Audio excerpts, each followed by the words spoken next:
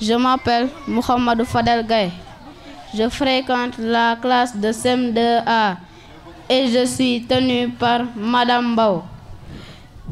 Je vous remercie de votre présence au Set-Setal et du reboisement et de nous avoir choisi pour la semaine de base. Je vous remercie à toutes les autorités et les enseignants. Merci de votre présence. ñuy wax semaine de l'école de base. Semaine de l'école de base at mu jot lañ koy organiser. Ren thème bi dafa nekk l'école et les forces de défense et de sécurité au service de la nation pour la consolidation des valeurs civiques. Léegi altine la door ba suba lañ koy tëj. Bis bu nekk nag dafa am benn activité boo xam ni ministère daf koo joxe. ñu ne woon école yi kenn ku nekk xoolal si juróom-ñaari fan yi ban nga si organiser mais IEF yi tamit dañ leen santoon tamit ñoom ku nekk nga organiser ay activités phares IEF Thiès ville daal di amoon ñaari activité phare muy talaata ak tey donc talaata journée de symbiose maanaam lëkkaloo entre école ak ñi nga xam ne ñoo yor kaaraange réew mi donc loolu naturellement école yi ñuy tànn mooy école yi nga xam ne xëy na nekk nañ ci biir ay camps ma looloo tax ñu tànnoon école Amary Diop 2 donc vraiment activité bu muccoon ayib si ngay sentir que ni alkaati yi bëgg nañu jaxasoo ak population civile bi parce que bu ñu sumee tenue bi ay civil la ñuy doon sentir nañ ko bon je ne vais pas dévoiler des secrets SG donc am mbëbët nañu ay activités yu bëri yoo xam ne dinañ ko def ak force de défense et de sécurité beneen activité bi mooy tey thème bi moo nekk setal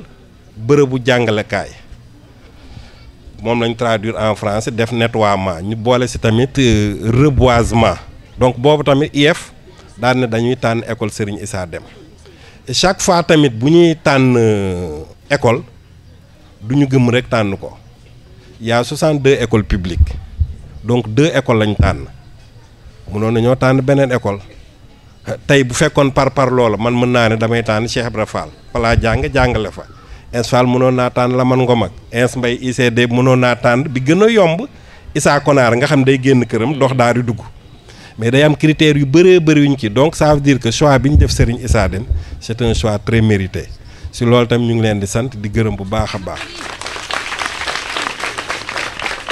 waaw si ngërëm yi tamit ñu ngi gërëm tamit waa ICG chaque fois que autorité municipale yi wala autorité administrative yi mobiliser leen seen présence day nekk vraiment une présence très active ñu ngi leen di sant di leen gërëm bu baax a baax fii tamit biñ ñëwee gis nañ ni tamit développement li ñuy wax école milieu donc si loolu am na benn association bu nekk si Ngent boo xam ne loxo mi ngi si biir école bi donc si loolu moo tax ñuy jox président bi kàddu gi pour mu wax si turu association bi président vous avez la parole. Salaamaaleykum waa Ngent donc permettez-moi d'abord avant de partager mes propos présenter mes salutations les plus chaleureuses aux inspecteurs mais aussi présenter mes salutations au directeur au monsieur le maire de la commune de Thiès Nord mais aussi à l'équipe pédagogique de l'école Serigne Issa Dème donc di nuyu également population bi yëpp élèves yi ñëpp bàyyi ñu kenn di wax aussi ci turu association bi mais aussi ñaari tànk laa fi taxawee dama bokk ci association bi ànd defar Ngent mais aussi bokk ci CG bi nekk ci école bi ma ànd ceeg ñoom day jara ak ñoom monsieur Sarr ak ñi fi nekk ñëpp ba Mbaka yàlla def ma jiite CG bi donc di wax ne ñun Ngent dañoo sawar a ànd ak école bi liggéey ak moom parce que ñun yàgg nañ fi te yàgg nañ gis école ni muy doxee te choix bi ñuy def nii ci école bi ce n'est pas une choix gratuite donc fruit de travail bi école bi di def loolu moo tax ñoom ñu jox leen li ñu méngoo tey parce que ñun ñu ngi fi même samedi sax maa ngi koy témoin même samedi sax enseignants yi dañ fi ñëw di jàngale seen élèves directeur dimanche sax dañ koy déplacé wu te loolu ku bëggul élève ku bëggul école bëggoo réussite say doom doo ko def donc loolu je tenais à témoigner devant les autorités pour wax ni Issa Dème en tout cas de ñun li ñu gis jàpp nañ ñu ngi ci yoon bi nga xam ni loolu lañ leen di digal muy ñu jàngale kese ak lépp luy ànd ci éducation toilettes yi nag association ànd defar Ngent ñoo ko defaraat ànd ceeg seeni membre ak waa koñ bi parce que dañu gis ne lépp maire mënu ko def parce que éducation ñu comprendre nañu c'est une compétence décentralisée te lépp aussi tamit autorité mënuñu ko def c'est l'occasion ñuy woo population yi woo bonne volonté yi képp koo xam mën na accompagner édifice public yi muy école muy leneen loo xam ne nit ñi dañ koy jariñoo ñu ci bañ a xaar autorité luñ ci waay mën a def rek mu def ko parce que bu ko defee boppam la ko defal loolu laa amoon di ko skat bi mooy sànni salaamaaleykum. Merci beaucoup monsieur le président je pense que kàddu yi rafet na. Monsieur le maire de la commune de Thiès Nord, monsieur le secrétaire général de l'IEF de Thiès Ville, monsieur le planificateur, monsieur le délégué, chers partenaires, chers élèves, je voudrais au nom de l'inspecteur de l'éducation de la formation, monsieur Mamadou Alioune Diallo, commencer d'emblée par véritablement féliciter l'ensemble des acteurs qui ont contribué à la réussite de cet événement. Oui, c'est un événement réussi, d'autant que cet événement est en train de mettre en œuvre véritablement le thème qui avait été choisi pour cette semaine de l'école de base. Une semaine qui constitue une activité phare du ministère de l'Éducation. Parce que c'est une semaine qui inscrit le petit enfant, l'élève, j'allais dire, véritablement dans une logique, n'est-ce pas, de conservation des valeurs, mais aussi dans une logique de développement de ce qu'on appelle l'éco-citoyenneté. Et pour cette éco-citoyenneté, en fait, nous sommes en train aujourd'hui de démarrer. Nous avons fait 3 activités. La première, c'est le nettoyage de l'école. La deuxième activité est relative au reboisement. La dernière activité, c'est demain avec la finale PGL, c'est ça, à Kaolack. Voilà. Mais pour ce matin, je ne peux m'empêcher de féliciter le directeur. Monsieur le directeur Mendy, toutes mes félicitations. Féliciter aussi toute l'équipe pédagogique, ces belles dames très dynamiques qui véritablement depuis 8 heures se sont mobilisées corps et âme pour véritablement mettre en œuvre le thème, n'est-ce pas, pour cette journée. Féliciter aussi les élèves, nos élèves, vos élèves, ces élèves sur lesquels l'État du Sénégal compte beaucoup. L'État compte fondamentalement sur ses élèves et l'agenda national, j'allais dire, 2050, avec le concept NITE, on est en train de vouloir faire un citoyen à même de prendre en charge le développement économique et social du pays. Cela veut dire que donc l'école doit jouer sa partition. Jouer sa partition, cela veut dire quoi? Former un citoyen averti, un citoyen à même, n'est-ce pas, de s'ancrer dans les valeurs fondamentales de la société tout en s'ouvrant pour véritablement faire du développement économique et social un credo. Pour revenir maintenant, en tout cas, sur la journée d'aujourd'hui, l'IEF, de par ma parole, est prêt à accompagner l'ensemble des écoles et établissements de la commune. Lorsqu'il a pris service, il n'a ménagé aucun effort pour vraiment faire en sorte que toutes les structures scolaires fonctionnent convenablement. Je ne veux pas ne pas évoquer tous les actes que la commune de Thiès Nord est en train de poser. Il m'arrive d'entrer dans l'école de la commune et on me dit que le maire est passé, a déjà fait ceci, cela. Sans pour autant même passer à l'IEF et de façon désintéressée, avec toute la modestie que ça recommande. Monsieur le maire, nous en félicitons au nom de l'inspecteur de l'éducation et de la formation, mais aussi au nom du secrétaire général et de l'IA. Et c'est un plaisir véritablement de travailler avec vous. Et je sais que travailler avec vous ne peut que nous mener très loin, encore trop loin. Merci beaucoup, monsieur le maire. Comme vous le savez, donc, inspecteur Mbaye, avec son éloquence, machallah, je risque moi personnellement de voir mon esprit partir en voyage. Parce qu'il a été vraiment exceptionnel donc, dans son discours. Mais je vais essayer. Inspecteur, merci encore une fois. Merci d'avoir fait le déplacement ici dans la commune de Thiès Nord. Merci à vous, merci à l'inspecteur de l'IEF de Thiès Ville, M. Diallo, que nous saluons au passage. Merci également au secrétaire général et l'ensemble des acteurs ou bien des travailleurs qui sont au niveau de l'IEF de Thiès Ville. Donc c'est l'occasion également de remercier, comme vous l'avez dit tantôt, le directeur de l'école ISADEM. Donc une personne très dévouée, très engagée. Donc lui, il sait pertinemment ce qu'il doit faire. Donc il maîtrise sa mission. C'est ainsi que nous, en tant qu'autorité, on ne va pas lésiner sur les moyens. On n'hésitera pas donc à répondre donc à son appel. Parce qu'on sait pertinemment que tout moyen qui sera redéployé ici, ce moyen-là donc ne sera pas vain. Et c'est un moyen qui sera utilisé donc à bon escient. Donc c'est l'occasion donc de le remercier, de le féliciter et de l'encourager. Permettez-moi également de remercier donc tous les autres acteurs qui sont ici présents. Donc il y a d'abord donc l'équipe pédagogique, comme vous l'avez dit tantôt, essentiellement donc constituée de vaillantes dames. Donc je les remercie, je les encourage et je les salue. Il y a également M. Sarr, qui est le CGE, ici au niveau de l'école ISADEM, également président de l'association And Dafar Ngent, un jeune donc que j'admire bien. Donc il travaille sans tambour ni trompette, dans la plus grande discrétion, dans le plus grand calme, et il est en train de poser des jalons. Il est en train donc de faire des résultats palpables et très tangibles. C'est l'occasion donc de le remercier et de l'encourager également. Mon chef de quartier, Sama Kharit Ibou Nguer, j'ai l'habitude de dire que Ngent a une chance. Cette chance-là, c'est d'avoir M. Ibou Nguer comme délégué de quartier. Parce que c'est un gars qui s'immisce donc dans sa communauté. C'est un gars qui s'immisce donc dans sa population.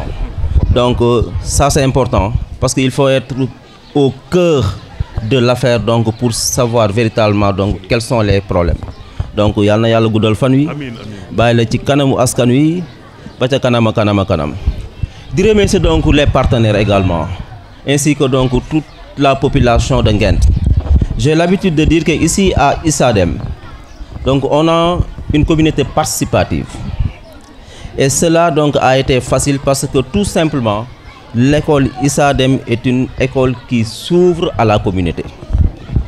Donc si l'école donc était fermée à la communauté, n'est-ce pas, tous ces acteurs-là n'auront pas la chance ou bien donc donc pour faire des actions donc au niveau donc de l'école. Mais tout ceci c'est parce que tout simplement il y a de bons dirigeants, il y a de très bons responsables. Alors pour revenir donc à la journée d'aujourd'hui, j'ai été donc ébahi et également ému lorsque donc on m'a soufflé un peu le thème donc de cette année qui s'intitule donc un peu donc au civisme, relation donc entre civisme ou bien dans les écoles etc. Également les FDS, le rôle donc que les FDS devront jouer donc pour véritablement faire approprier donc le civisme, la morale dans les écoles. Donc je pense que c'est le moment. Sénégal fini moutolo, on a besoin donc de citoyens avertis. Et pour cela donc l'école est incontournable. Pour cela également donc nos forces de défense et de sécurité également sont incontournables. Donc cette symbiose là que l'État central ou bien le ministère de l'Éducation nationale donc a fait, je pense que donc c'est une très bonne chose. Parce que il y a comment on appelle ça, la déperdition donc des valeurs. Et comme disait l'autre, donc dans une école, tout peut échouer sauf la morale. Absolument. La morale donc c'est tout. Et qui parle de morale, xamni morale moy dougal civisme, moy dougal donc citoyenneté. Et on a besoin actuellement donc de citoyens avertis, de citoyens donc prêts à relever donc le défi donc de ce développement. Motax buñu donc choisir donc nos petits enfants, nos élèves pour véritablement donc reprendre cela, inculquer len donc les valeurs, inculquer len donc yenn comportement positif yi dama ni donc jotna. Donc il faut le faire et continuer donc également donc à le faire. Ces activités que moi je considère comme des activités périscolaires et autant parascolaires. Donc je pense inspecteur ya ma gëna xam lu may wax. Voilà, très bien. Donc c'est des activités donc qu'il faut également renforcer. Renforcer des activités donc de valeur dans nos programmes devront être renforcées. Ces activités donc de valeur devront être considérées donc comme des matières substantielles. Les mathématiques sont là, c'est vrai, les scientifiques sont là, c'est vrai leneen ngi fii mais nit ci boppam je pense que donc valeur moom moo ko mën a defar moo tax ça c'est un cri de cœur peut-être que ma jaarale ko ci yow mën na àgg donc à un niveau donc supérieur pour que véritablement dans nos programmes qu'on réfléchisse encore une fois sur l'inculcation donc des valeurs parce que mën nga ñàkk lépp ci àdduna mais je pense que yar bu nekkee ci yow ak yenn valeurs positives yi bu nekkee ci yow donc mën nga réussir donc ça donc je tenais à le dire moo tax bi ma déggee thème bi je me suis inspiré donc de ce discours que j'ai pas préparé mais je pense que Sénégal loolu la soxla donc en ce moment donc ñun ñu jàppale école yi donc nous sommes une collectivité territoriale l'éducation fait partie des compétences transférées moyens yi bariwul comme ni ngeen ko xamee mais on est en train de faire des pieds et des bras pour satisfaire donc nos écoles fii ñu nekk